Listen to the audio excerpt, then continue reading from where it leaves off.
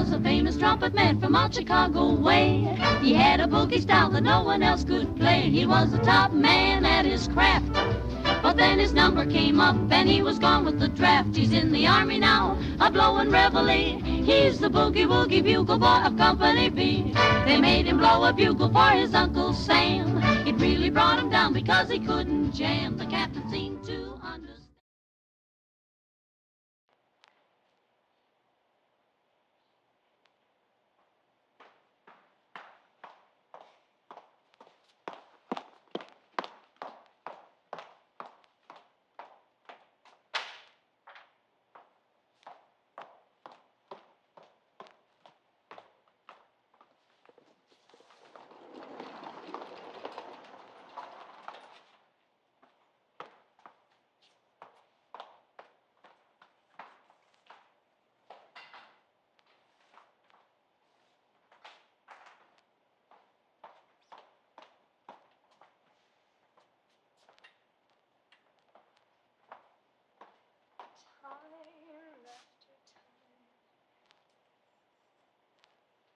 I tell myself that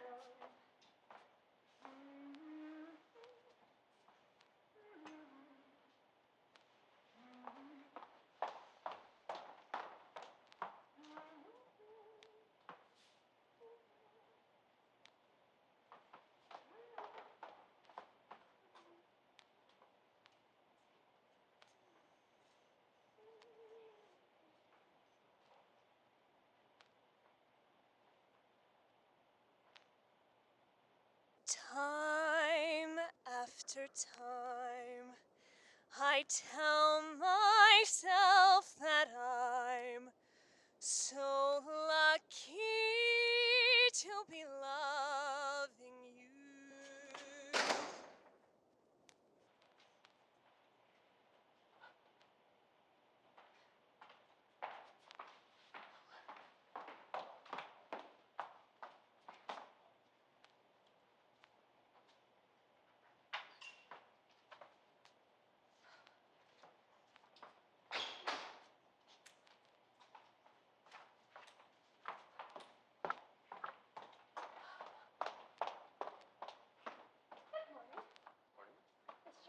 All the more announcements are at the top. Just wait for my cue, you'll hear the blockage feel, and then I'll come to you whenever you're ready. Thank you. Yeah? I'm sorry, I don't think I have your name. Oh my goodness. So good. I thought it was Mario. Greetings and welcome from AMK and Detroit, Michigan. Well, Now, Tim's in the studio. Early tidings. I'll leave this right here. Let me know if you have any questions.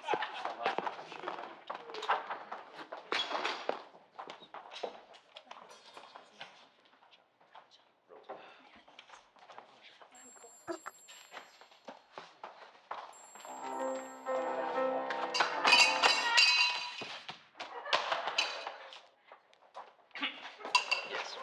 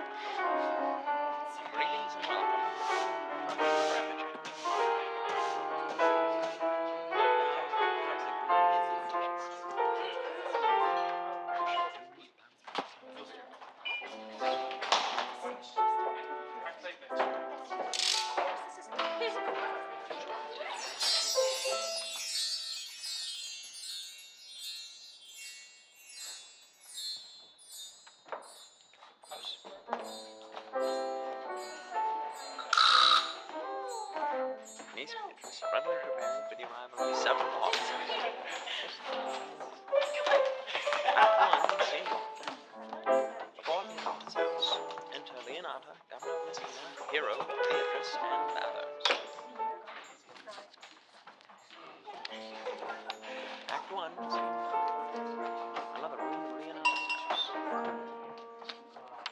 Enter Don John and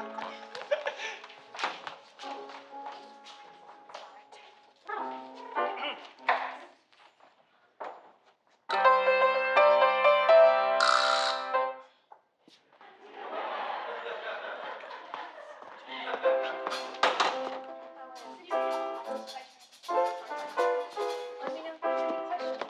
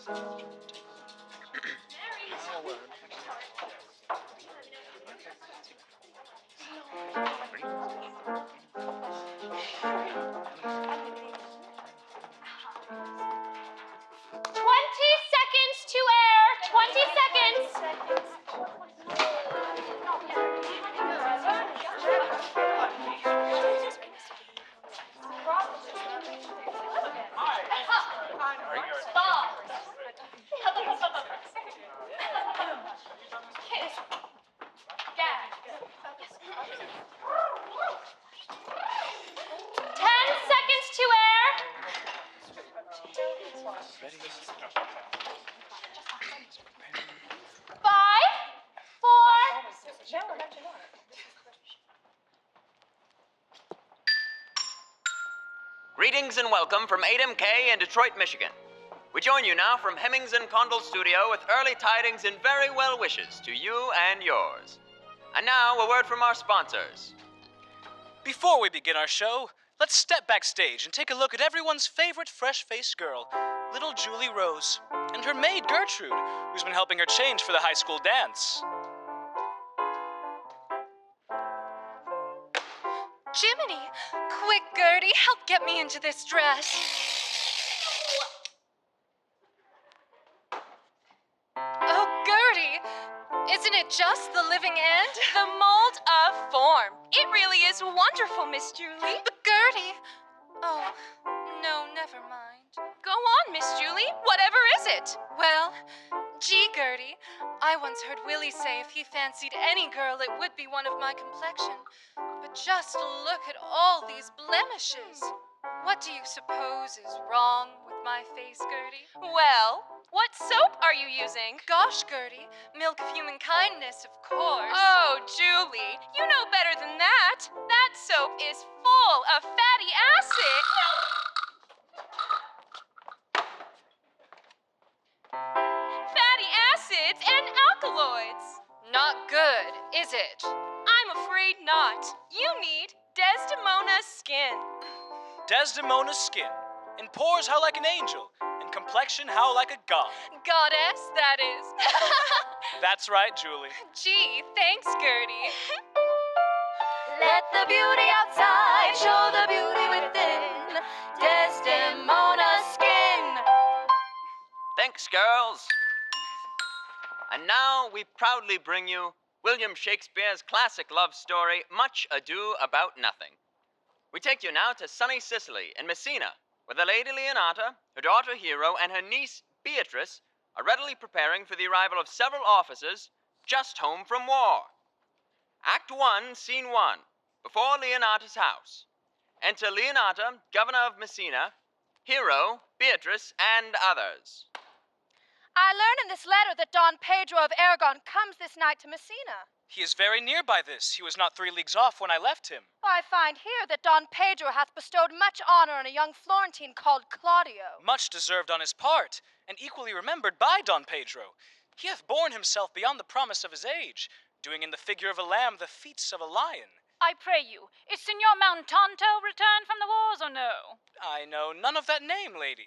What is he that you ask for, niece? My cousin means Signor Benedick of Padua. Oh, he's returned, and as pleasant as ever. I pray you, how many hath he killed and eaten in these wars? For indeed, I promise to eat all of his killing. Faith, niece, you tax Signor Benedick too much. He hath done good service, lady, in these wars, and a good soldier, too. And a good soldier to a lady, but what is he to a lord? You must not, sir, mistake my niece. There's a kind of merry war betwixt Signor Benedick and her. They never meet, but there's a skirmish of wit between them. Alas, he gets nothing by that. In our last conflict, 4 of his 5 wits went halting off, and now is the whole man governed with 1. I see, lady, the gentleman is not in your books. No. And he were, I would burn my study. But I pray you, who is his companion? Is there no young squarer now that will make a voyage with him to the devil? He is most in the company of the right noble Claudio. Oh, Lord, he will hang upon him like a disease. He is sooner caught than a pestilence, and the taker runs presently mad. God help the noble Claudio. If he have caught the Benedick, it will cost him £1,000 ere he be cured. I will hold friends with you, lady. Do, good friend. Enter Don Pedro, Don John, Claudio, and Benedick. Good Leonata, you are come to meet your trouble. The fashion of the world is to avoid cost, and you encounter it. Never came trouble to my house in the likeness of your grace, for trouble being gone, comfort should remain. But when you depart from me, sorrow abides and happiness takes his leave. You embrace your charge too willingly. I think she is her father. Her father hath many times told me so. Were you in doubt, lady, that you asked him? Signor Benedick, no, for then you were a child. If Leonata be her mother, she would not have her head on her shoulders for all Messina, as like her as she is. I wonder that you will still be talking, Signor Benedick. Nobody marks you. What? My dear Lady Disdain, are you yet living? Oh, is it possible Disdain should die when she hath such meet food to feed it to Signor Benedick? Well, courtesy itself must convert to disdain if you come in her presence. Then is courtesy a turncoat. But it is certain I am loved of all ladies, only you excepted. And I would I could find in my heart that I had not a hard heart, for truly I love none. A dear happiness to women. They would else have been troubled with a pernicious suitor.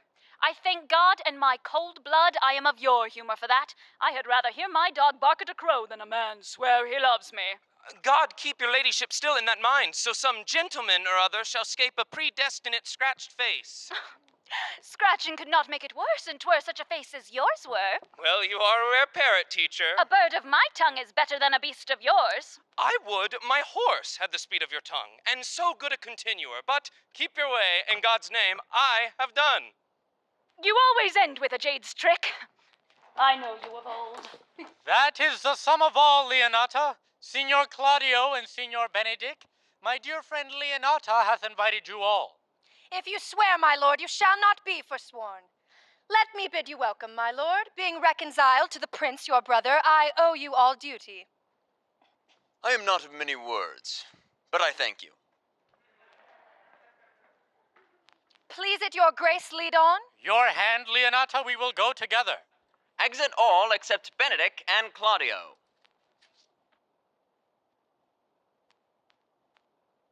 Benedick, didst thou note the daughter of Leonata? I noted her not, but I looked on her. Is she not a modest young lady? Do you question me as an honest man should do for my simple true judgment? Or would you have me speak after my custom as being a professed tyrant to their sex? No, I prithee, speak in sober judgment. Why, in faith, methinks she's too low for a high praise and too little for a great praise. Only this commendation I can afford her, that were she other than she is, she were unhandsome. And being no other but as she is, I do not like her. Thou thinkest I am in sport. I prithee, tell me truly how thou likest her. Would you buy her that you inquire after her? Can the world buy such a jewel? In mine eyes, she is the sweetest lady that ever I looked on. I can see yet without spectacles, and I see no such matter. There's her cousin, and she were not possessed with a fury, exceeds her as much in beauty as the 1st of May doth the last of December. But I hope you have no intent to turn husband, have you? I would scarce trust myself, though I had sworn the contrary. If Hero would be my wife. Is't come to this? Shall I never see a bachelor of 80 again? Look, Don Pedro's returned to seek you. Re-enter Don Pedro. What secret hath held you here that you followed not to Leonata's? He is in love. With who? With Hero, Leonata's daughter. The lady is very well worthy. Oh, you speak this to fetch me in, my lord. By my troth, I speak my thought. And in faith, my lord, I spoke mine. And by my 2 faiths and troths, I spoke mine. That I love her, I feel. That she is worthy, I know. That I neither feel how she should be loved nor know how she should be worthy is the opinion that fire cannot melt out of me. I will die in it at the stake. Thou wast ever an obstinate heretic in the despite of beauty. That a woman conceived me, I thank her. That she brought me up, I likewise give her most humble thanks. But that I will hang my bugle in an invisible baldric, all women shall pardon me, because I will not do them the wrong to mistrust any. I will do myself the right to trust none. I will live a bachelor. I shall see thee, ere I die, look pale with love. With anger, with sickness, or with hunger, my lord, not with love. Well, as time shall try, in time the savage bull doth bear the yoke. The savage bull may, but if ever the sensible Benedick bear it, pluck off the bull's horns and set them in my forehead. Well, good Signor Benedick, repair to Leonata's, commend me to her, and tell her I will not fail her at supper, for indeed she hath made great preparation. Examine your conscience. And so I leave you. Exit Benedick. My liege, your highness now may do me good. My love is thine to teach. Hath Leonata any son, my lord? No child but Hero, she's her only heir. Dost thou affect her, Claudio? Oh, my lord. When you went onward on this ended action, I looked upon her with a soldier's eye. But now I am returned, and that war thoughts have left their places vacant. In their rooms come thronging soft and delicate desires, all prompting me how fair young Hero is, saying I liked her ere I went to wars. If thou dost love fair Hero, cherish it, and I shall break with her and with her mother, and thou shalt have her. Was not to this end that thou beganst to twist so fine a story? How sweetly you do minister to love, that no loves grief by his complexion. But lest my liking might too sudden seem, I would have salved it with a longer treatise. I know we shall have reveling tonight. I shall assume thy part, and in her bosom I'll unclasp my heart, and take her hearing prisoner with the force and strong encounter of my amorous tale. And the conclusion is, she shall be thine. In practice, let us put it presently. Exit all. Act 1, Scene 2. Another room in Leonata's house. Enter Don John and Conrad.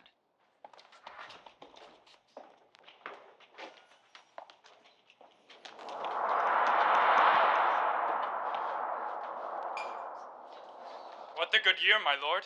Why are you thus out of measure sad? There is no measure in the occasion that breeds, therefore the sadness is without limit. You should hear reason. And when I have heard it, what blessing brings it? If not a present remedy, at least a patient sufferance. I cannot hide what I am. I must be sad when I have cause, and smile at no man's jests. Laugh when I am merry, and claw no man in his humor. Yea, but you must not make the full show of this till you can do so without controlment. You have of late stood out against your brother, and he hath ta'en you newly into his grace. I had rather be a canker in a hedge than a rose in his grace. And in this, though I cannot be said to be a flattering, honest man, it must not be denied, but I am a plain-dealing villain. Enter Borachio. What news, Borachio? The prince, your brother, is royally entertained by Leonata, and I can give you intelligence on an intended marriage. Will it serve for any model to build mischief on? Marry, it is your brother's right hand. Who, the most exquisite Claudio? Even he. And who? Which way looks he? Marry on Hero, the daughter and heir of Leonata. A very forward march chick. How came you to this? I heard it agreed upon that the prince should woo Hero for himself, and having obtained her, give her to Count Claudio.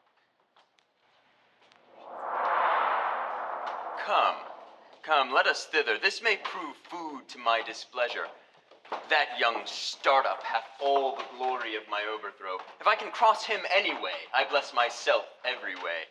You both are sure and will assist me? To the death, my lord. And now a word from America's most trusted cigarette brand.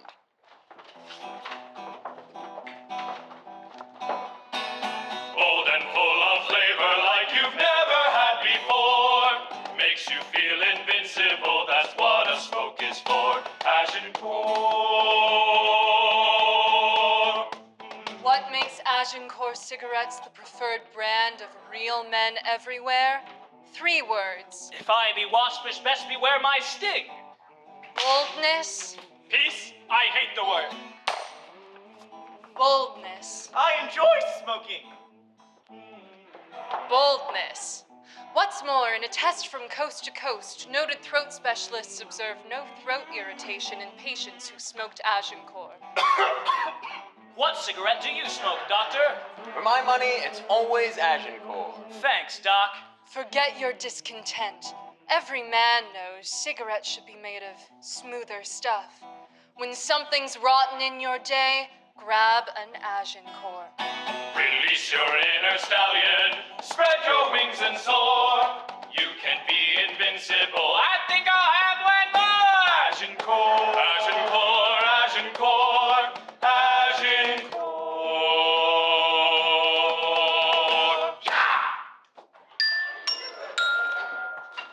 Act 2, Scene 1. A hall in Leonata's house.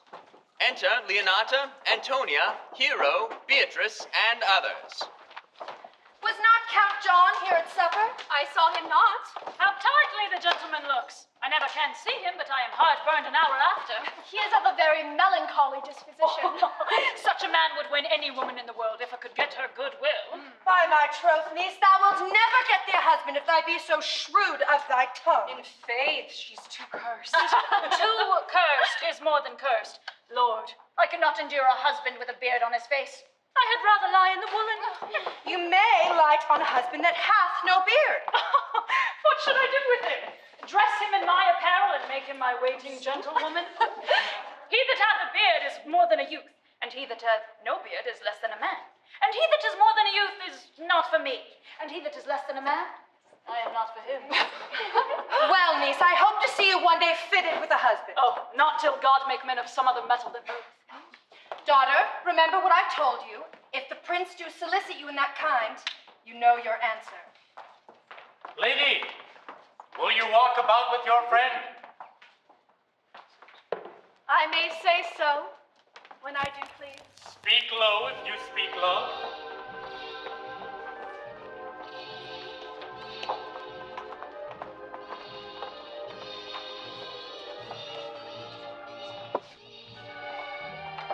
Will you not tell me who told you so? Oh, you shall pardon me. Nor will you tell me who you are? Not now. That I was disdainful and I had my wit out of the 100 merry tales. Well, this was Signor Benedick that said so. What's he? I'm sure you know him well enough. Not I, believe me. Did he never make you laugh? I pray you, what is he? Why, he's the prince's jester. A very dull fool. Only his gift is in devising impossible slanders. None but libertines delight in him. And the commendation is not in his wit, but in his villainy. For he both pleases men and angers them. And then they laugh at him and beat him. When I know the gentleman, I'll tell him what you say. Do. He'll but break a comparison or two on me, which, peradventure, not marked or not laughed at, strikes him into melancholy.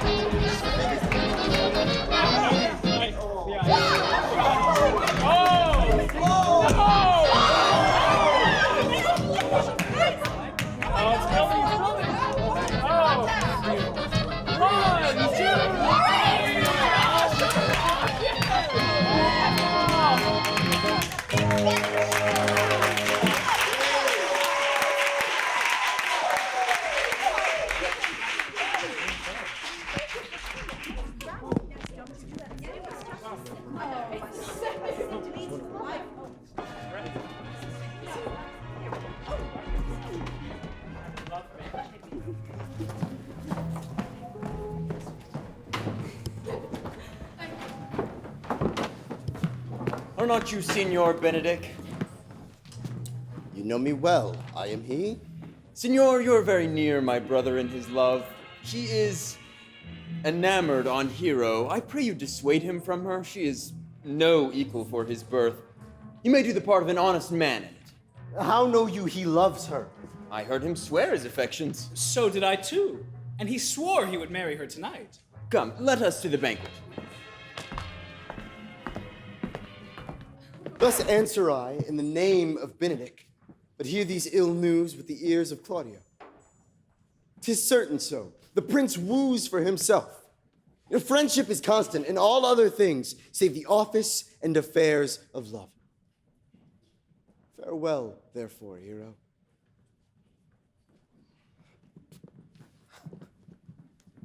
Count Claudio! Yea, the same. Come, will you go with me? Whither? The prince hath got your hero. Yeah, I wish him joy of her. I pray you, leave me. Oh, now you strike like the blind man. If it will not be, I'll leave you. Alas, poor hurt fowl.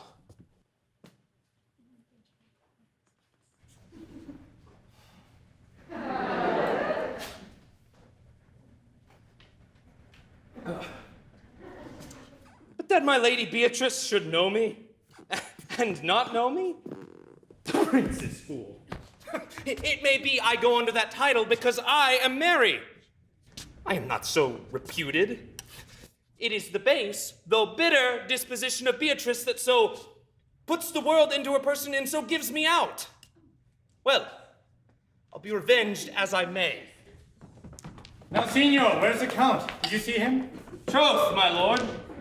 I have played the part of Lady Fame. I found him here, as melancholy as a lodge in a warren. And I told him, and I think I told him true, that your grace had got the goodwill of this young lady. The Lady Beatrice hath a quarrel to you.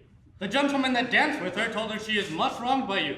Oh, she misused me past the endurance of a block. She told me, not thinking I had been myself, that I was the prince's jester. That I was duller than a great god. I will ingest upon jest with such impossible conveyance upon me that I stood like a man at a mark, with a whole army shooting at me. She speaks ponderance, and every word stabs. For her breath, as terrible as her terminations, there were none living near her. She would infect to the North Star. Come, talk not of her. Look, here she comes. Will your grace command me any service now to the world's end? I will go on the slightest errand now to the antipodes that you can devise to send me on, rather than hold 3 words conference with this harpy. You have no employment of me. None but to desire your good company. God, sir, here's a dish I love not. I cannot endure my lady tongue.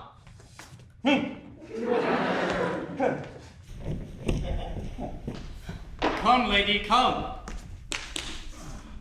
You have lost the heart of Signor Benedick. Oh, indeed, my lord. He lent it me a while, and I gave him use for it. A double heart for his single one. Marry, once before he did win it of me with false dice. Therefore, your grace may well say I have lost it. You have put him down, lady. You have put him down. So I would not he should do me, my lord, lest I should prove the mother of fools. I have brought Count Claudio, whom you sent me to seek. Why, how now, Count? Wherefore are you sad?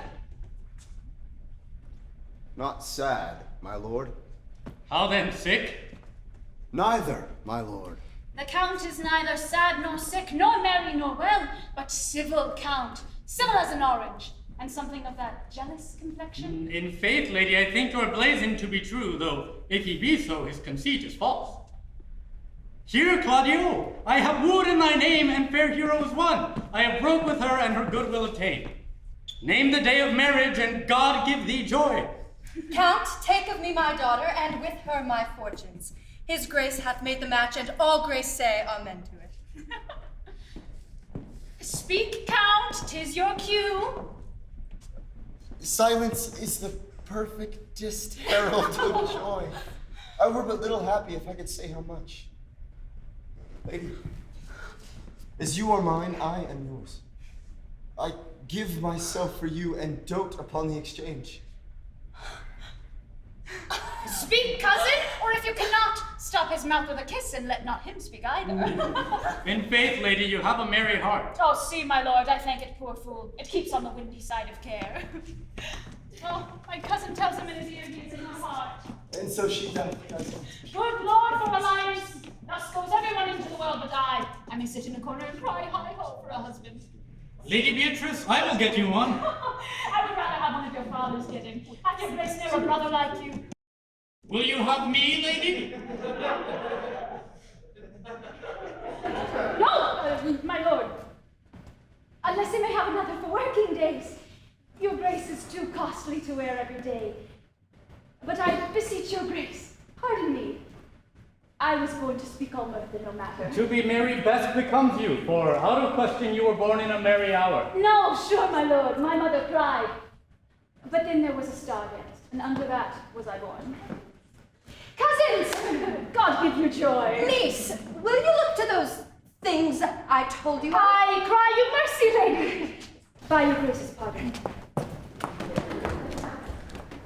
By my troth, a pleasant-spirited lady. There's little of the melancholy element in her, my lord. She's never sad when she sleeps, and not ever sad then, for I have heard my daughter say she hath often dreamed of unhappiness and waked herself with laughter. She cannot endure to hear tell of a husband. By no means. She mocks all her wooers out of suit. She were an excellent wife for Benedick. Lord, my lord, if they were but a week married, they would talk themselves mad. Count Claudio, when mean you to go to church? Tomorrow, my lord. Time goes on crutches to love have all his right. Not till Monday, which is hence a just 7 night and a time too brief to have all things answer my mind. I warrant thee, Claudio, the time shall not go dully by us. I will, in the interim, undertake one of Hercules' labors, which is to bring the Lady Beatrice and Signor Benedick into a mountain of affection, the one with the other. I would fain have it a match, and I doubt not but to fashion it if you three will but minister such assistance as I shall give you direction. Well, I am for you, my lord, though it cost me 10 nights' watchings. And I, my lord. And you too, gentle hero. I will do any modest office, my lord, to help my cousin to a good husband. And Benedick is not the unhopefullest husband that I know. If we can do this, Cupid is no longer an archer. His glory shall be ours, for we are the only loved gods. Go in with me and I will tell you my drift.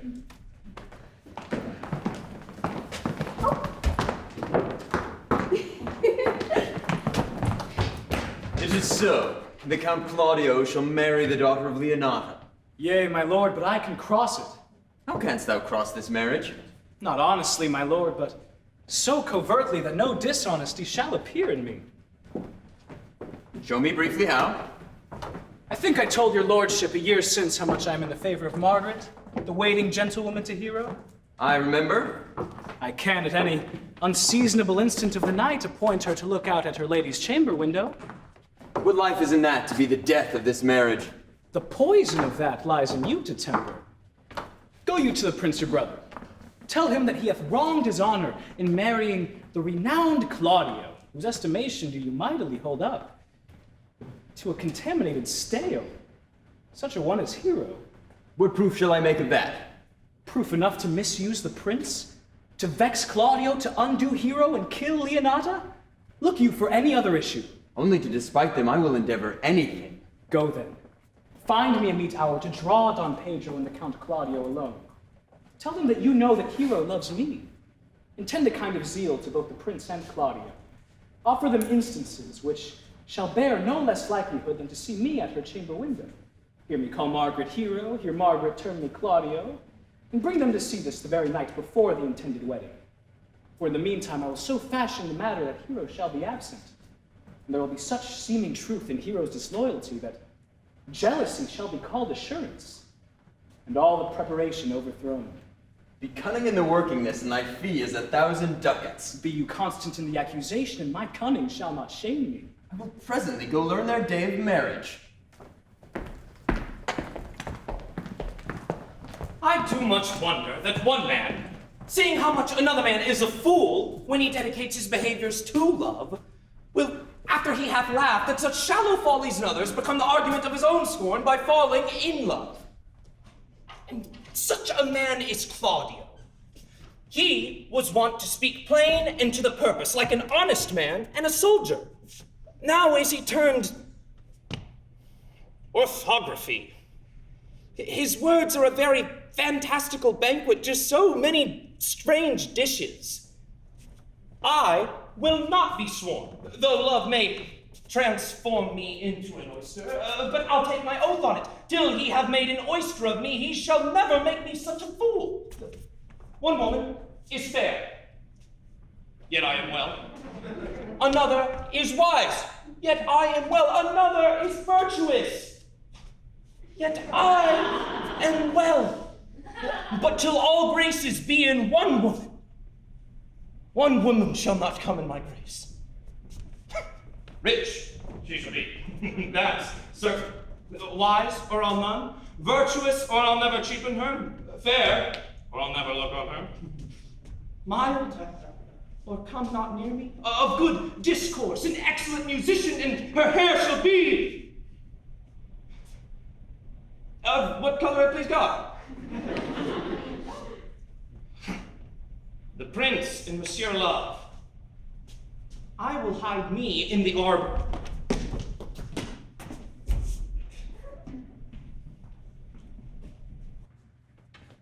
Come, shall we hear this music? Yea, my good lord. See you where Benedick hath hid himself.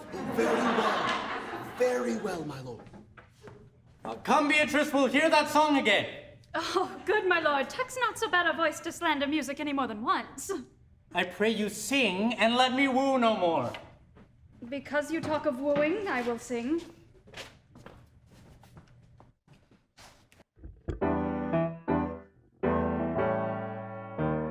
Sigh no more, lady, sigh no more. Men are deceivers, ever. One foot in sea and one on shore. To one thing constant.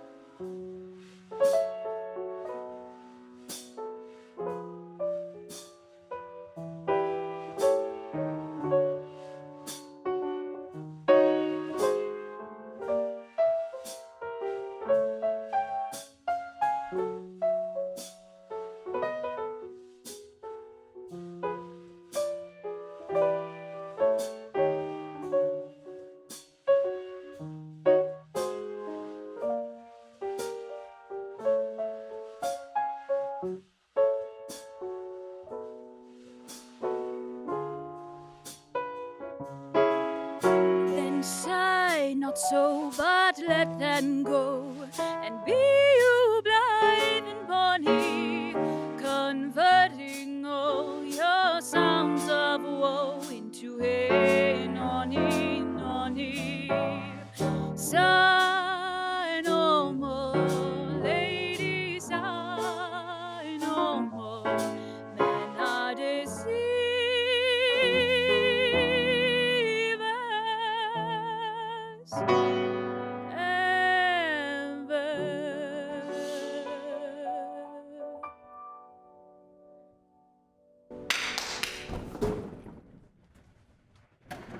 By my troth, a good song. And an ill singer, my lord. Oh, no, Faith, thou singest well enough for a shift. The best I can, my lord. Do so. Farewell. Come hither, Leonata. What was it you told me of today? That your niece Beatrice was in love with Signor Benedick? Oh, aye. Stalk on. The fowl sits. I did never think that lady would have loved any man. No, nor I neither, but most wonderful she should so dote on Signor Benedick, whom she hath in all outward behavior seemed ever to abhor. Is't possible? By my troth, my lord, I cannot tell what to think of it, but that she loves him with an enraged affection. It is past the infinite of thought. Maybe she doth but counterfeit. Oh, God, counterfeit. There was never counterfeit of passion. Came so near the life of passion as she discovers it. Why, what effects of passion shows she? Bait the hook well. This fish will bite. What effects, my lord? She will sit you. You have heard my daughter say so. She did, indeed. How, pray you? I would have thought her spirit had been invincible against all assaults of affection. I would have sworn it had, my lord, especially against Benedick. I should think this a goal, but that the lady speaks it. Knavery cannot sure hide himself in such reverence. He hath ta'en the infection. Now hold it up. Hath she made her affection known to Benedick? No, and swear she never will. That's her torment. 'Tis true, indeed. So your daughter says. Shall I, says she, that have so oft encountered him with scorn, write to him that I love him? She'll be up 20 times a night, and there she will sit in her smock till she hath writ a sheet of paper. My daughter tells us all. Now you talk of a sheet of paper, I remember a pretty jest your daughter told us of. Oh, that when she read it and was reading it over, she found Benedick and Beatrice between the sheet. Well, she railed at herself that she should be so modest to write to one she knew would flout her. I measure him, says she, by mine own spirit, for I should flout him if he writ to me. Yea, though I love him, I should. Then, down upon her knees, she falls, weeps, sobs, beats her heart, tears her hair, prays, curses. Oh, sweet Benedick, God give me patience. She doth indeed. My daughter says so, and the ecstasy hath so much overborne her that my daughter is sometime afeard she will do a desperate outrage to herself. It is very true. It were good that Benedick knew of it by some other, if she will not discover it. To what end? He would make but a sport of it, and torment the poor lady worse. And he should, it were an alms to hang him. She's an excellent sweet lady, and out of all suspicion, she is virtuous. Oh, and she is exceeding wise. In everything but in loving Benedick.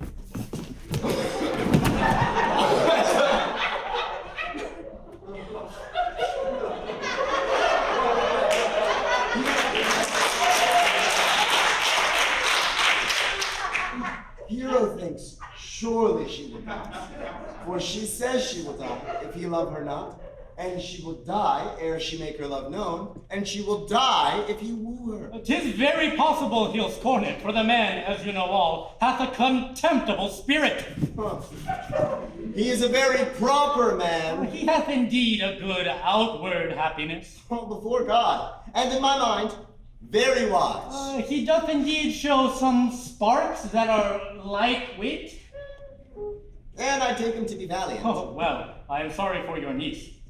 Shall we go seek Benedick to tell him of her love? Never tell him, my lord. Let her wear it out with good counsel. Nay, that's impossible. She may wear her heart out first. Well, we will hear further of it by your daughter. Let it cool the while. I love Benedick well, and I could wish he would modestly examine himself to see how much unworthy he is so good a lady. Will you walk, my lord? Dinner is ready. If he do not dote on her, upon this, I will never trust my expectation. Let there be the same net spread for her, and that must your daughter and her gentlewomen carry. Let us send her to call him in to dinner.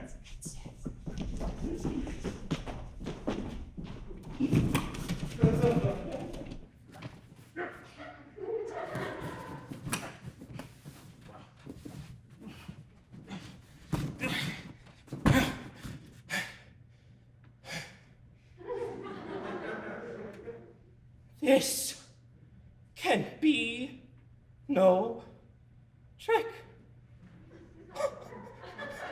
They have the truth of this from Hero. Aha! Hero! It seems her affections have their full bent. They seem to pity the lady. Love me? Why, it must be requited. I hear where I am censured. They say I will bear myself proudly if I perceive the love come from her. They say, too, she will rather die than give any sign of affection. I did never think to marry. I must not seem proud. Happy are they that hear that attractions and can put them to mending. They say the lady is fair. 'Tis a truth. I can bear them witness.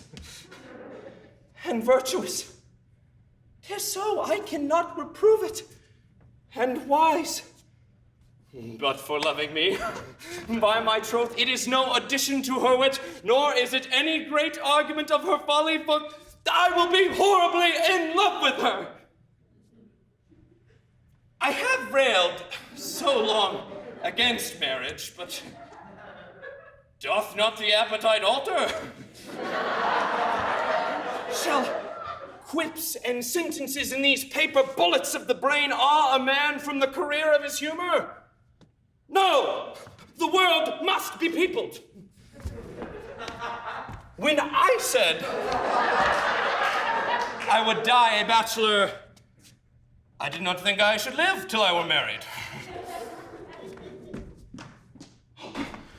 Here comes Beatrice. By this day she is a fair lady.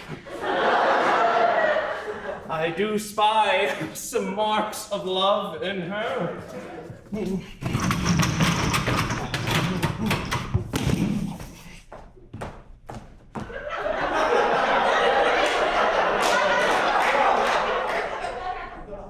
Against my will, I am sent to bid you come to dinner.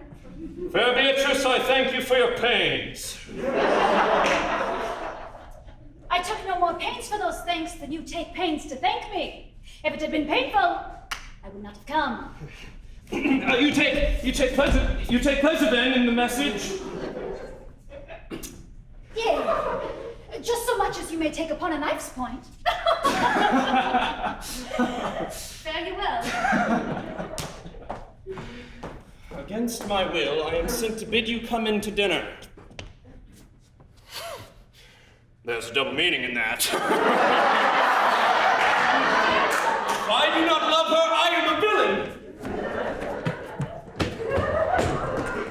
Good Margaret, run thee to the parlor. There thee shall find my cousin Beatrice. Whisper her ear and tell her, I and Ursula walk the orchard, and our whole discourse is of her. Say thou o'erhearst us, and bid her steal away to the pleached bower. There will she hide her to hear our purpose. I'll make her come, I warrant you presently. Now, Ursula, when Beatrice doth come, our talk must only be of Benedick. When I do name him, let it be thy part to praise him more than ever a man did merit. My talk to thee must be how Benedick is sick in love with Beatrice. Of this matter is little Cupid's crafty arrow made that wounds only by hearsay. Oh, now begin! No, truly, she is too disdainful. But are you sure that Benedick loves Beatrice so entirely? So says the prince and my betrothed lord. Oh, and did they bid you to tell her of it? They did entreat me to acquaint her of it, but I persuaded them if they loved Benedick to wish him wrestle with his passion and never let Beatrice know of it. Why did you so? Oh, God of love! I know he doth deserve as much as may be yielded to a man, but nature never framed a woman's heart of prouder stuff than that of Beatrice. Disdain in storm bright, sparkling in her eye, misprizing what they look on. And her wit values itself so highly that to her all else seems weak. She cannot love, nor take no shape, nor project of affection. She is so self-endeared. Sure, I think so, and therefore, certainly it were not good she knew his love, lest she make sport at it. You speak truth. I never yet saw a man how wise, how noble, young, how rarely featured, but she would spell him backwards as she turns every man the wrong side out. Sure, such carping is not commendable. No, not to be so odd and from all fashions as Beatrice is cannot be commendable. Yet, tell her of it. Hear what she will say. No, rather, I will go to Benedick and wish him wrestle with his passion. Oh, do not do your cousin such a wrong. She cannot be so much without true judgment, having so swift and excellent a wit as she is prized to have, to refuse so rare a gentleman as Signor Benedick. He is the only man of Italy. Always accepted, my dear Claudio. When are you married, madam? Tomorrow! I shall show thee some attire and get thy counsel of which is best to furnish me to. She's blind, I warrant you. We've conquered, madam. If this proves so, then loving goes by halves. Some Cupid kills with arrows. Someone tries.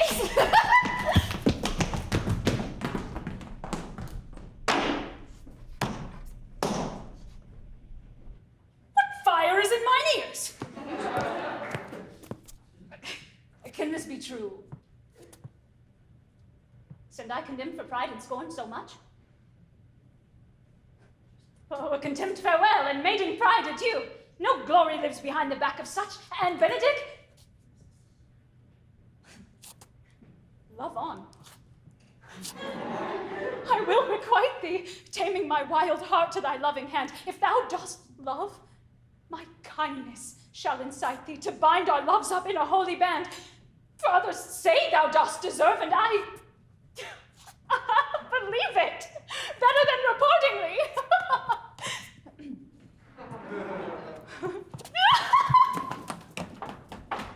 I do but stay till your marriage be consummate, and then go I toward Aragon. I'll bring you thither, my lord, if you'll vouchsafe me. Nay, I will only be bold with Benedick for his company. For from the crown of his head to the sole of his foot, he is all mirth. Gallants! I am not as I have been. So say, I methinks you are sadder. I hope he be in love. Hang him. There's no true drop of blood in him to be truly touched with love. If he be sad, he wants money. Well, everyone can master a grief, but he that has it. Yet say I, he is in love. Lady, walk aside with me. I have studied 8 or 9 wise words to speak to you, which these hobby horses must not hear.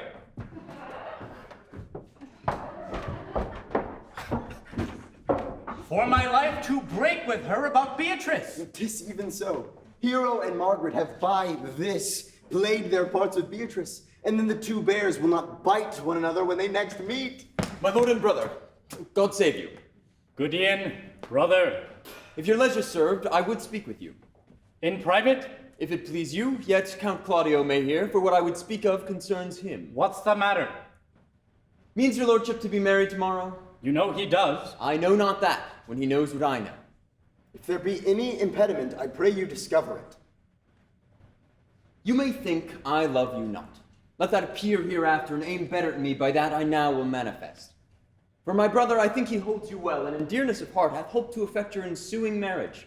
Surely suit ill spent and labor ill bestowed. Why, what's the matter? I came hither to tell you, and circumstances shortened, for she has been too long a talking of. The lady is disloyal. Who? Hero? Even she, Leonata's hero. Your hero. Every man's hero. Disloyal? The word is too good to paint out her wickedness. I could say she were worse. Think you of a worse title, and I will fit her to it. Go but with me tonight, and you shall see her chamber window entered, even the night before her wedding day.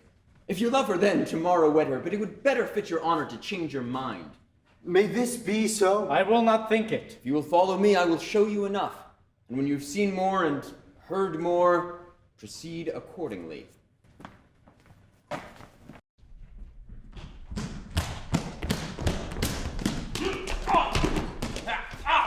Are you good, men?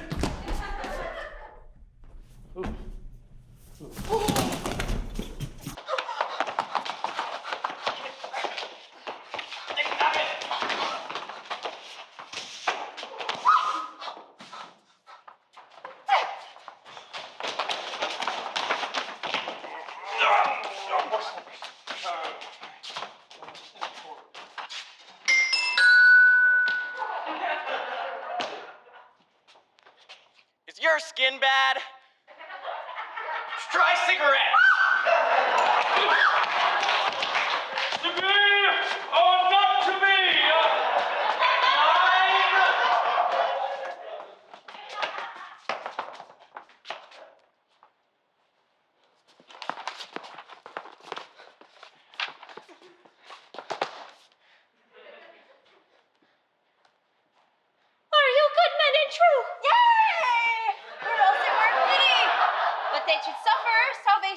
body and soul. Nay, that were a punishment too good for them. Well, give us our charge, neighbor Dogberry. First, who think you the most desertless man to be constable? George Seacole, for I can write and read. Come hither, neighbor Seacole. God hath blessed you with a good name. To be a well-favored man is the gift of fortune, but to write and read comes by nature. Both of which, Master Constable? You have. I knew your answer. You are thought here to be the most senseless and fit man for the constable of the watch. Therefore, bear you the lantern. This is your charge. You shall comprehend all Vagram men. You are to bid any man stand in the prince's name. How if all will not stand? Why then let them alone? Why then make no note of him? If he will not stand when he is bidden, he is none of the prince's subjects. True, and they are to meddle, but none but the prince's subjects. We will rather sleep than talk. We know what belongs to a watch. Why, you speak like an ancient and most quiet watchman. Well, you are to call at all the alehouses and bid those that are drunk get them to bed. How if they will not? Why, then let them alone till they are sober. And if they make you not, then the better answer. You may say they are not the men you took them for. Well, sir. If you meet a thief in the night, you may suspect him, by virtue of your office, to be no true man. For any such kind of men, the less you meddle or make with them, why, the more is for your honesty. If we know him to be a thief, shall we not lay hands on him? Truly, by your office you may. But I think they that touch pitch would be defiled. The most peaceable way for you, if you do take a thief, is to let him show himself what he is and steal out of your company. You, constable, are to present the prince's own person. If you meet the prince in the night, you may stay him. By your lady. Ha, ha, ha! Well, masters, good night. And there be any matter of weight chance, call up me. Keep your fellows' counsel and your own, and good night. Come, neighbor!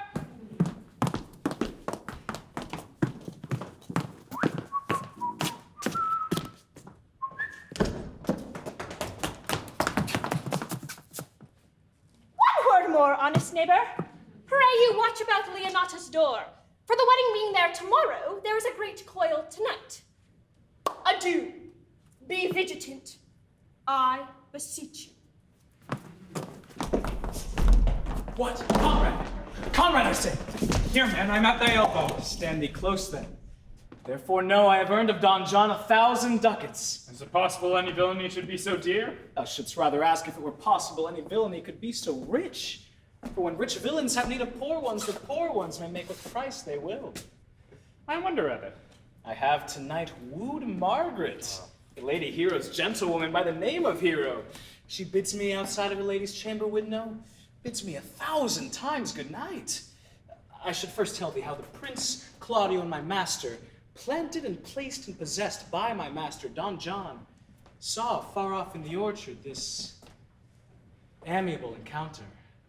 And thought they Margaret was Hero? 2 of them did, yes, the Prince and Claudio, but the devil my master knew she was Margaret, and partly by his oaths which first possessed them, partly by the dark night which did deceive them, but chiefly by my villainy, which did confirm any slander Don John had made. Away went Claudio enraged. We charge you in the prince's name, stand! Masters! Masters! We have here recovered the most dangerous piece of lechery that ever was known in the Commonwealth! Masters! Never speak! We charge you to let us obey you, to go with us. We are like to prove a goodly commodity being taken up of these men's bills. A commodity in question, I warrant you. Come, we'll obey you. Ow, ow.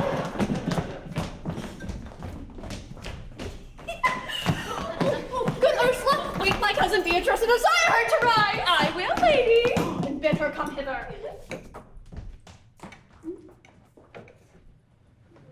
Troth, I think the other were better. No. No, I pray thee, good Mag. I'll wear this one. By my troth, not so good. And I warrant your cousin will say so. My cousin is a fool, and thou art another. I'll wear none but this. And God give me joy to wear it, for My heart is exceedingly heavy. Twill be heavier soon by the weight of a man. Oh, fie upon thee, art not ashamed. Of what, lady? Of speaking honorably? Is not marriage honorable? Elephant, no one.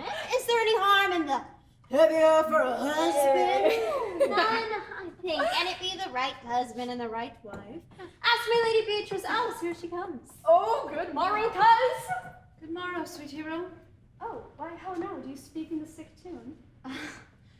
I am out of all other tune, methinks. By my troth, I am exceeding ill. I am stuffed, cousin. A maid and stuffed. There's goodly catching a cold. Oh, God help me. How long have you professed such apprehension? Even since you left it, doth not my wit become me rarely? By my troth, I am sick. Get you some of this distilled Cordis Benedictus. And lay it to your heart. It is the only thing for a qualm. Benedictus! Why Benedictus?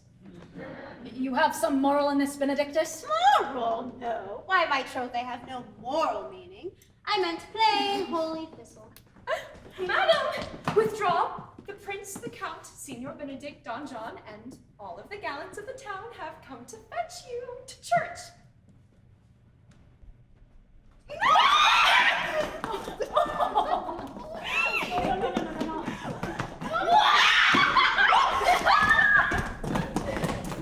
Burgess!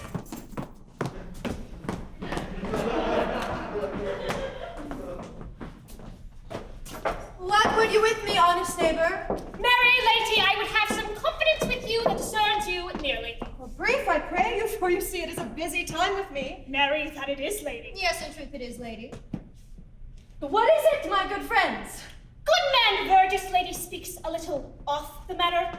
A dim one, lady, and his wits are not so blunt as God help I would desire they were, but in faith, honest as the skin between his brows. Yea, I thank God I am as honest as any man living. Neighbors, you are tedious. It pleases your worship to say so, but we are the poor duke's officers. But truly, for mine own part, if I were as tedious as a king, I could find it in my heart to bestow on all of your worship. I would fain know what you have to say. Marry, milady, our watch tonight, accepting your worship's presence, have ta'en a couple of as errant knaves as any in Messina. Well said in faith, neighbor Burgess. Well, God's a good one. He doth come too short of you. Gifts that God gives. I must leave you. One word, lady. Our watch have indeed comprehended 2 auspicious persons, and we would have them this morning examined before your worship. Well, take their examinations yourself and bring it me. I am now in great haste as it may appear unto you. It shall be suffocant! And drink some wine ere you go. Fare you well. Go, good partner, go. Get you to the sexton. Bid him bring his pen and inkhorn to the jail. We are now to examination these men. And we must do it wisely. We will spare for no wit, I warrant you. Get only the learned writer to set down our excommunication, and meet me at the jail.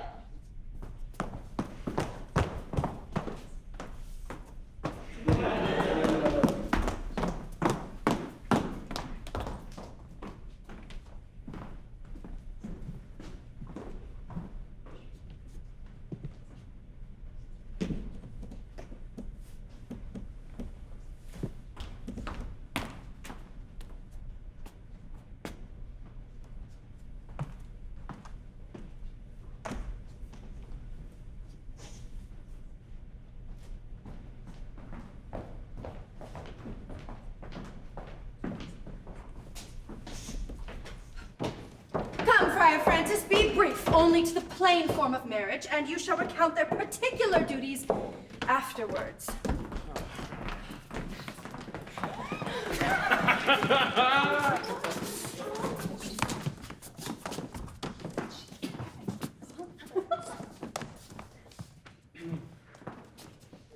You come hither, my lord, to marry this lady? No. To be married to her, Friar, you come to marry her. Lady, you come hither to be married to this count? I do. If either of you know any inward impediment why you should not be conjoined, charge you on your souls to utter it. Know you any hero? None, my lord. Know you any, Count? I dare make his answer none. Stand thee by, friar. Lady, by your leave. Do you with free and unconstrained soul give me this maid, your daughter? As freely, son, as God gave her me. There, Leonata, take her back again. Give not this rotten orange to your friend. She's but the sign and semblance of her honor. Behold, how like a maid she blushes here. Oh, what authority! Would you not swear, all you that see her, that she were made by these exterior shows? But she is none. She knows the heat of a luxurious bed. Her blush is guiltiness, not modesty. What do you mean, my lord? Not to be married. Not to knit my soul to an approved wanton. Dear my lord, if you in your own proof have vanquished the resistance of her youth and made defeat of her virginity. No, Leonardo.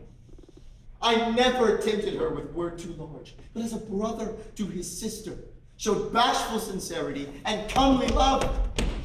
Seemed I ever otherwise to you? You seem to me as Diane in her orb, as chaste as is the bud ere it be blown, but you are more intemperate in your blood than Venus, or those pampered animals that rage in savage sensuality. Is my lord well that he doth speak so wide? Sweet prince, why speak not you? What should I speak? I stand dishonored that have gone about to link my dear friend to a common stale. This looks not like a nuptial. What man was he talked with you yesterday? Out at your window betwixt 12 and 1. Now if you were a maid, answer to this. I talked with no man at that hour, my lord. Why then you are no maiden. Leonata, I am sorry you must hear. Upon my honor, myself, my brother, and this grieved count did see her, hear her, at that hour last night, talk with a ruffian at a chamber window, who hath indeed, most like a liberal villain, confessed the vile encounters they have had 1,000 times in secret. Fie. They are not to be named, my lord, not to be spoke of. Thus, pretty lady, I am sorry for thy much misgovernment. Come, let us go. These things come thus to like smother her spirits up. Fare thee well, most foul, most fair farewell. For thee I'll lock up all the gates of love, and on my eyelids shall conjecture hang, to turn all beauty into thoughts of harm. Never shall it be more gracious. Oh no, cousin hero! Oh. How doth the lady? Dead, I think! Help, lady! Hero, my hero! I To fate, take not away thy heavy hand. Death is the fairest cover for her shame that may be wished for. Have comfort, lady. Wherefore? Why doth not every earthly thing cry shame upon her? Could she here deny the story that is printed in her blood? Do not live, hero. Do not open thine eyes, for did I not think thou wouldst not quickly die, thought I thy spirits were stronger than thy shames, myself would, on the rearward of reproaches, strike at thy life. Grieved I had but one. Why had I one? Why ever wast thou lovely in my eyes? But mine, and mine I loved, and mine I praised, and mine that I was proud on, and mine so much to myself that I myself was not mine, valuing of her. Oh, why she has fallen into a pit of ink that the wide sea hath dropped too few to wash clean again. Lady, be patient. For my part, I am so attired in wonder I know not what to say. Oh, on my soul, my cousin is belied! Would the two princes lie? And Claudio lie that loved her so that speaking of her foulness washed it with tears? Hence from her, let her die! Hear me a little. For I have only been silent so long and given way unto this course of fortune by noting of this lady I have marked 1,000 blushing apparitions to start into her face, 1,000 innocent shames. In angel whiteness beat away those blushes, and in her eye hath appeared a fire to burn the errors that these princes hold against her maiden truth. Call me a fool, trust not my reading nor my observation if this sweet lady lie not guiltless here under some biting error.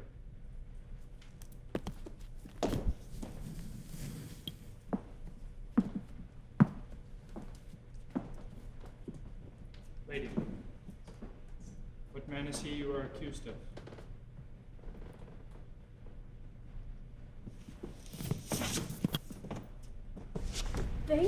do accuse me? I know none. If I know more than any man alive than that which maiden modesty doth warrant, let all my sins lack mercy. O my mother, prove you any man with me conjoined at hours of meat, for I maintain the change of words with any creature. Refuse me, hate me, torture me to death. There is some strange misprision in the princess. I know not. If they speak but truth of her, this hand shall tear her. If they wrong her honor, the proudest of them shall well hear of it to quit me of them thoroughly. Pause a while, and let my counsel sway you in this case. Your daughter here, the princess left for dead. Let her a while be secretly kept in, and publish it that she is dead indeed. Maintain a mourning ostentation, hang mournful epitaphs, and do all rites that appertain unto a burial. What shall become of this? What will this do? No. This well carried shall, on her behalf, change slander to remorse. That is some good.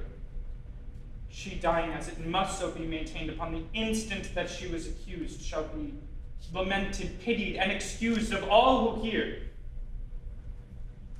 So will it fare with Claudio.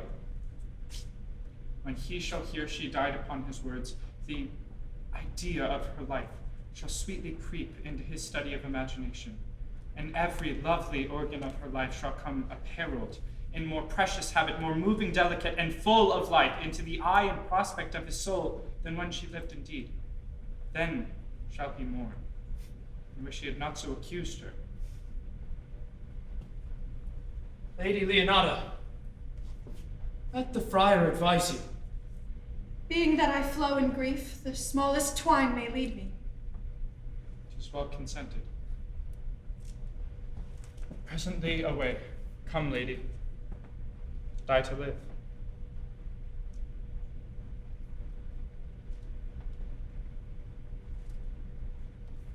This wedding day perhaps is but prolonged. Have patience and endure.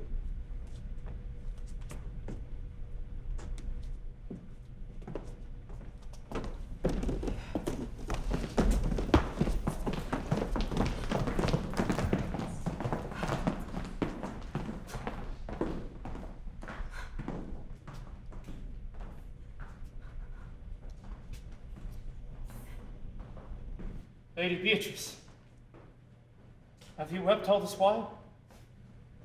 Yea, and I will weep a while longer. I will not desire that.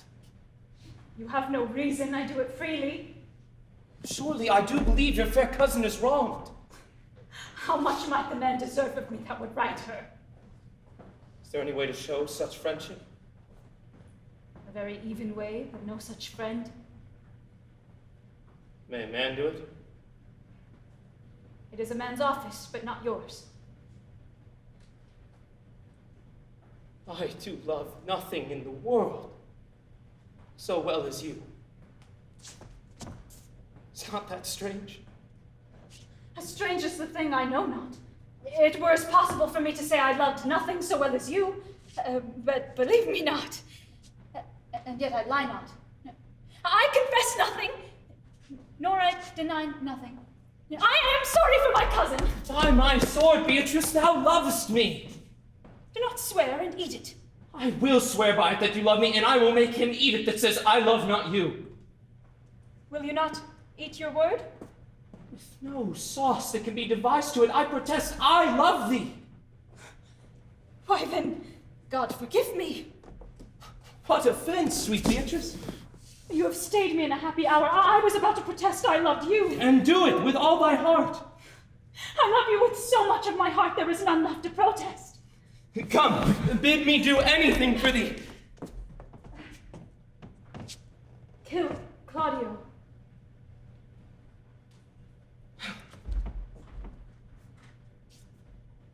Not for the wide world. You kill me to deny it. Farewell. Tarry, sweet Beatrice. I am gone, though I am here.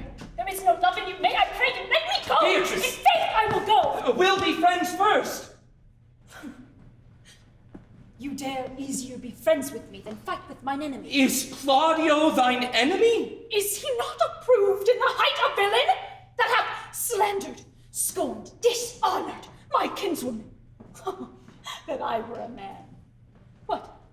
Bear her in hand until they come to take hands, and then, with public accusation, uncovered slander, unmitigated rancor, oh God, that I were a man! I would eat his heart in the marketplace! Hear me, Beatrice! Sweet hero, she is wronged, she is slandered, she is undone! Nay, but Beatrice... Oh, that I were a man for his sake, or I had any friend be a man for my sake. But manhood is melted into courtesy, and valor into compliment, and men are only turned into tongue, and trim ones too.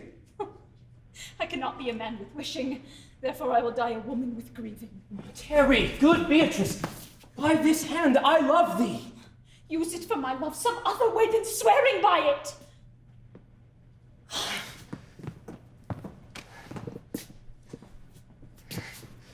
Think you, in your soul, the Count Claudio hath wronged Hero?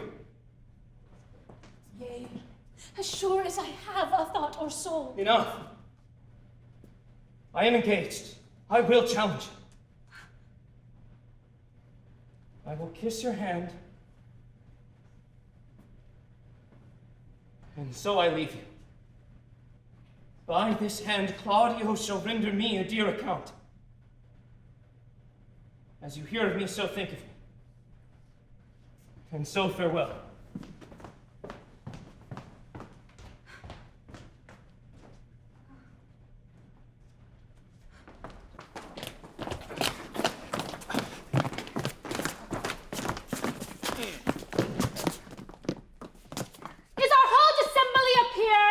Which be the malefactors? Marry, that am I, and my partner. But which are the offenders that are to be examined? Let them come before Master Constable. Yea, marry! Let them come before me. What's your name, friend? Baraccio. Pray, write down Baraccio. Yours, Sirrah? I'm a gentleman, sir, and my name is Conrad. Write down Master Gentleman Conrad. Masters, do you serve God? Yea, sir. Write down that they hope they serve God, but write down God first. For God defend, but God should go before such villains. Masters, it is proved already that you are little better than false knaves, and it goes near to be thought so shortly. How answer you for yourselves?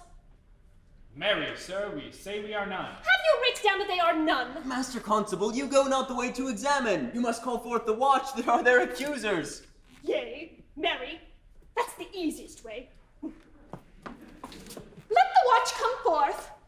Master, I charge you in the prince's name. Accuse these men. This man said, sir, that Don John, the prince's brother, was a villain. Write down Prince John a villain. Master Constable. Prithee, fellow, peace. I do not like thy look, I promise thee. What heard you him say else? Marry, that he had received 1,000 ducats of Don John for accusing the lady hero wrongfully. Flat burglary as ever was committed. Yea, by mass that it is. What else, fellow? And that Count Claudio did mean, upon his words, to disgrace Hero before the whole assembly and not marry her. Oh, villain. Thou wilt be condemned into everlasting redemption for this. What else? That is all. This is more, masters, than you can deny. Prince John is this morning secretly stolen away. Hero was in this manner accused, and in this very manner refused, and upon the grief of it, suddenly died. Master Constable, let these men be brought to Leonatus. I will go before and show her their examination. Come, let them be opinioned. Okay. Up, coxcomb! What's my life? Where's the sexton? Bid him write down the prince's officer's coxcomb. Away, you are an ass! You're an ass! Dost thou not suspect my place? Dost thou not suspect my years? Oh, that he were here to write me down an ass. But masters, remember that I am an ass. Though it be not written down, yet forget not that I am an ass. I am a wise fellow, and which is more an officer, and which is more a householder, and which is more as pretty a piece of flesh as any is in Messina, and one that knows the law. Go to! Bring them away! Oh, that I had been writ down in ass.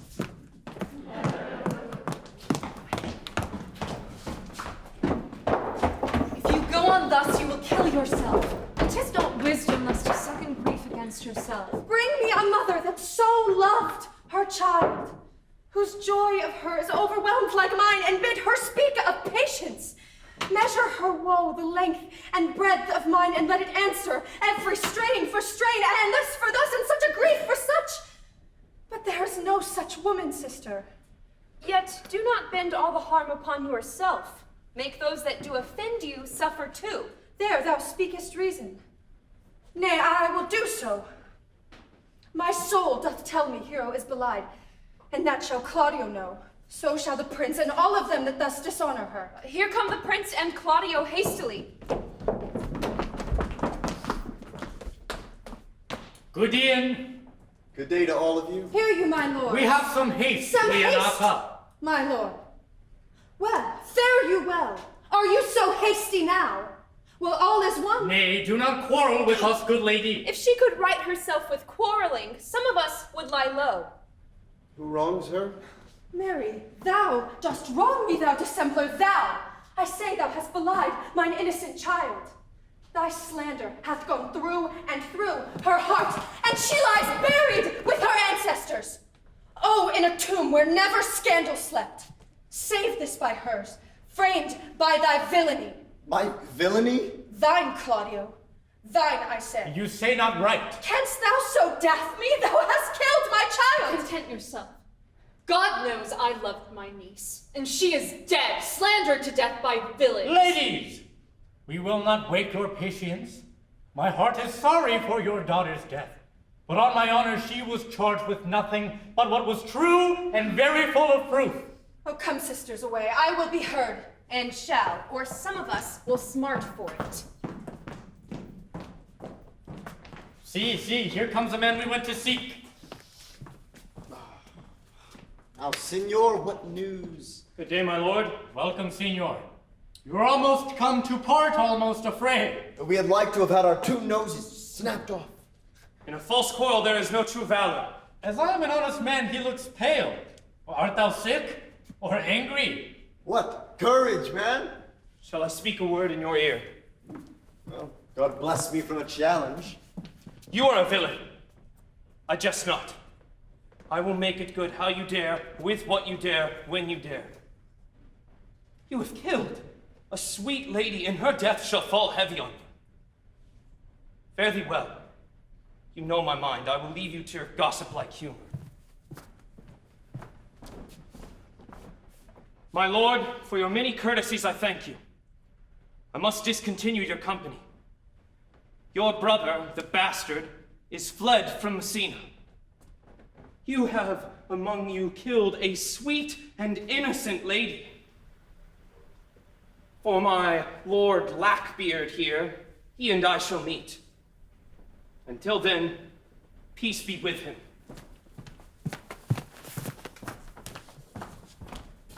He is in earnest. In most profound earnest, and I'll warrant you for the love of Beatrice. And hath challenged thee. Yeah, most sincerely. But soft you, let me be. Pluck up my heart and be sad. Did he not say my brother was fled? Come you, sir! If justice cannot tame you, she shall ne'er weigh your reason in her balance. How now, two of my brother's men bound? Officers, what offense have these men done? Marry, sir, they have committed false report. Moreover, they have spoken untruths. Secondarily, they are slanderers. Sixth and lastly, they have belied a lady. Thirdly, they have verified unjust things. And to conclude, they are lying knaves. Rightly reasoned. Who have you offended, masters, that you are thus bound to your answer? This learned constable is too cunning to be understood. What's your offense? Sweet prince, I have deceived even your very eyes. Well, your wisdoms could not discover these Shallow fools have brought to light. Don John, your brother, incensed me to slander the Lady Hero. How you were brought to the orchard and saw me court Margaret in Hero's garments. How you disgraced her when you should marry her. My villainy they have upon record. The lady is dead upon mine and my master's false accusation. Runs not this speech like iron through your blood? I have drunk poison whilst he uttered it. But did my brother set thee on to this? Yea, and paid me richly for the practice of it. He is composed and framed of treachery, and fled is he upon this villainy. Sweet Hero. Come, bring away the plaintiffs. By this time our sexton hath performed the Lady Leonata of the manor. And master, do not forget to specify, when time and place shall serve, that I am an ass. Which is the villain? Let me see his eyes. If you would know you're wrong, or look on me. Art thou the slave that with thy breath has killed mine innocent child? Yea, even I alone. No, not so, villain. Thou beliest thyself. Here stand a pair of honorable men. A third is fled that had a hand in it. I thank you, princes, for my daughter's death. Recorded with thy high and worthy deeds. 'Twas bravely done, if you bethink you of it. I know not how to pray your patience, yet I must speak. Choose your revenge yourself. Impose me to what penance your invention can lay upon my sin. Yet sinned I not, but in mistaken. By my soul, nor I. I cannot bid you bid my daughter live. That were impossible. But I pray you both, possess the people in Messina here how innocent she died. And if your love can labor aught in sad invention, tomorrow morning come you to my house. And since you could not be my son-in-law, be yet my nephew. My sister hath a daughter almost the copy of my child that's dead. She alone is heir to both of us. Give her the right you should have given her cousin, and so dies my revenge. Oh, noble lady, your overkindness doth wring tears from me. I do embrace your offer and dispose for henceforth of poor Claudio. Tomorrow morning, then, I will expect your coming. Tonight, I take my leave. This naughty man shall face to face with Margaret, who I believe was packed in all this wrong. No, by my soul she was not, nor knew not what she did when she spoke to me, but hath always been just and virtuous in anything I do know by her. Moreover, lady, this plaintiff here did call me an ass. I beseech you, let it be remembered in his punishment. Pray you examine him on that point. I thank thee for thy care and honest pains. Go. I discharge thee of thy prisoner, and I thank thee. I leave an errant knave with your worship, which I beseech your worship to continue yourself for the example of others. God keep your worship. I humbly give you leave to depart. And if a merry meeting may be wished, God prohibit it. Come, neighbors!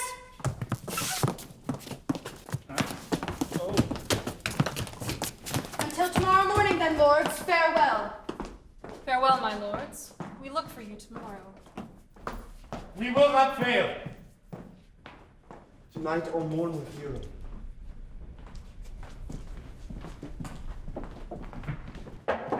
Sweet Beatrice, wouldst thou come when I called thee? Yea, sir, and depart when you do bid me. Oh, stay but till then. Then is spoken, fare you well. And yet, ere I go, let me go with that I came, which is with knowing what hath passed between you and Claudio. Only foul words, and thereupon I will kiss thee. Foul words is but foul wind, and foul wind is but foul breath, and foul breath is noisome. Therefore I will depart unkissed. But I must tell thee plainly, Claudio undergoes my challenge. And either I must shortly hear from him, or I will subscribe him a coward. And I pray thee now, tell me, for which of my bad parts didst thou first fall in love with me? For them all together, which maintain so politic a state in evil, they will not admit any good part to intermingle with them. But for which of my good parts did you first suffer love for me? Suffer love. A good epithet. I do suffer love indeed, for I love thee against my will. Oh, in spite of your heart, I think. Alas, poor heart. If you spite it for my sake, I will spite it for yours. Thou and I are too wise to woo peaceably. Now tell me, how doth your cousin? Very ill. And how do you? Very ill too. Serve God, love me, and mend. And there will I leave you too. Here comes one in haste. Madam, you must come to your aunt. It is proved my lady Hero hath been falsely accused. The prince and Claudio mightily abused, and Don John, the author of all, hath fled and gone. Will you come presently? Will you go hear this news, Signor? I will live in thy heart, die in thy lap, and be buried in thy eyes. And moreover, I will go with thee.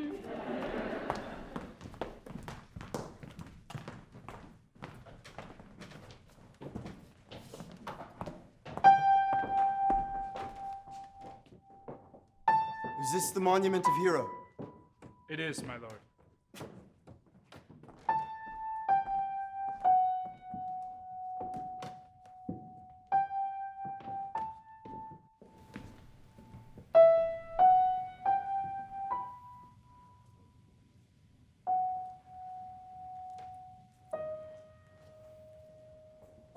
Done to death by slanderous tongues was the hero that here lies. Death, in guerdon of her wrongs, gives her fame which never dies. So the life that died with shame lives in death with glorious fame.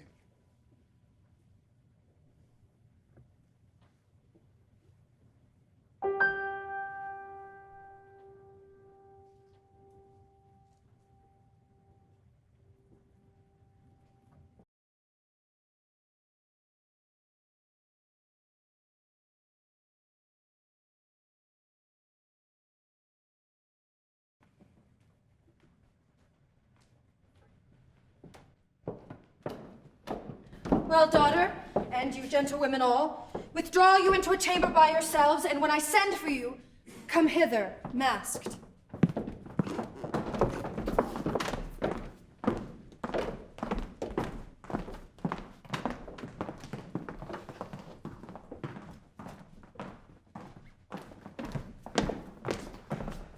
Friar, I must entreat your pains, I think. To do what, Signor? To bind me, or undo me, one of them. Lady Leonata, truth it is, good lady, your niece regards me with an eye of favor. The sight whereof I think you had from me, from Claudio and the prince. But what's your will? Your answer, ma'am, is enigmatical. But for my will is your good will may stand with ours this day to be conjoined in the state of honorable marriage, in which, good friar, I shall desire your help. My heart is with your liking. Here comes the prince and Claudio. Good morrow to this fair assembly. Good morrow, Prince. Good morrow, Claudio. We here attend you. Are you yet determined today to marry with my sister's daughter? I hold my mind. Here is the friar, ready.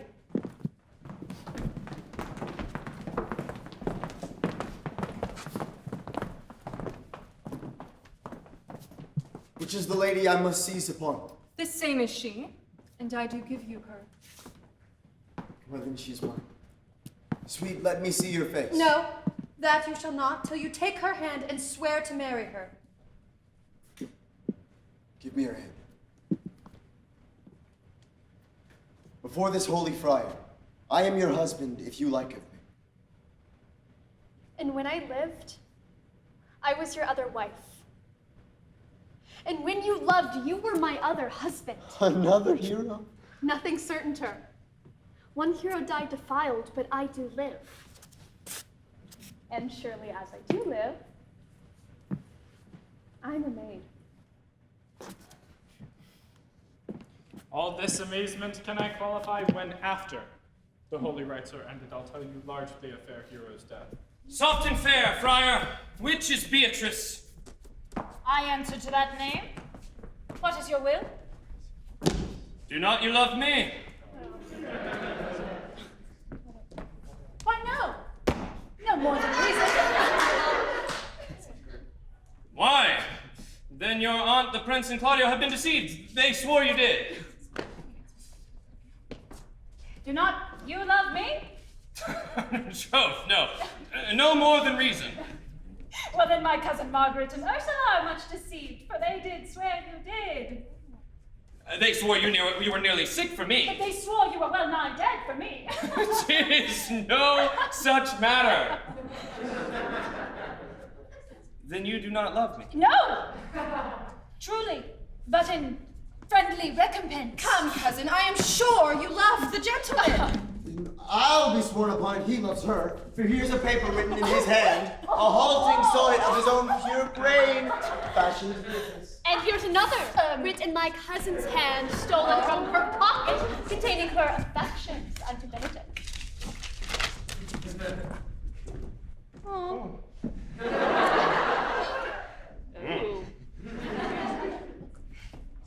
A miracle! Here's our own hands against our hearts. Come, I will have thee, but by this light I take thee for pity. Oh, I would not deny you, but by this good day I yield upon great persuasion, and partly to save your life, for I was told you were in a consumption. Peace. I will stop your mouth. We interrupt this regularly scheduled program to bring you this important bulletin from station KTU and the United Press in Honolulu. Flash. The White House has announced that at 7:55 this morning, Japanese forces invaded Pearl Harbor. For over 3 hours, men fought off attackers from both sea and land. Estimated casualties total more than 2,000, with over 1,000 wounded. We'll continue to bring you further details as they develop.